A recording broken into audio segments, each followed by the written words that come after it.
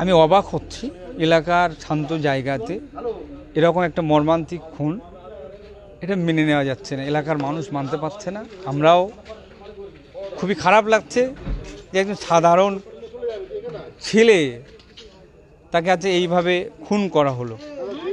আমি যারা খুন করেছে তারা বর্তমানে বিজেপি রাজনীতির সঙ্গে যুক্ত, দায়িত্ব নিয়ে তারা কাজ করছে, তাদের ভাই ভাই তারা।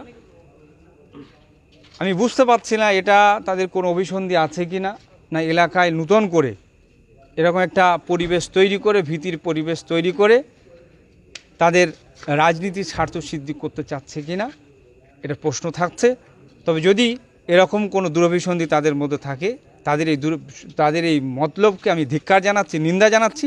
মানুষ মেরে রাজনীতির যে পরিকল্পনা যদি কেউ করে থাকে তাদেরকে ধিক্কার, নিন্দা জানাচ্ছি। তবে একটা জিনিস এলাকার মানুষ কোনো অবস্থায় মেনে নেবে না, এবং আমি আপনাদের মিডিয়ার মাধ্যমে বলছি, যে এই খুনের সাথে যুক্ত তাকে সর্বোচ্চ শাস্তি দেওয়া হয়। তাদেরকে যারা যুক্ত আছে তাদেরকে যেন কোনো অবস্থায় ছাড় দেওয়া না হয়, আমি প্রশাসনের কাছে অনুরোধ করছি।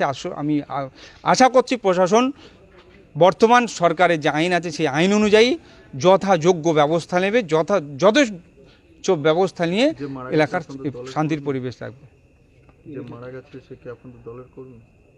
যিনি মারা গিয়েছেন তিনি সমর্থক ছিলেন আমার দলের। আমি তার রাজনৈতিক এই দিক থেকে আমি কথা বলতে চাই না। তবে ব্যাপারটা হচ্ছে যে খুনটা হয়েছে, এই খুনের সর্বোচ্চ শাস্তির আমি দাবি জানাচ্ছি। আমি গাজী শাহাবুদ্দিন সিরাজি, ইন্ডিয়ান সেকুলার ফ্রন্টের ক্যানিং পূর্বের অবজারভার।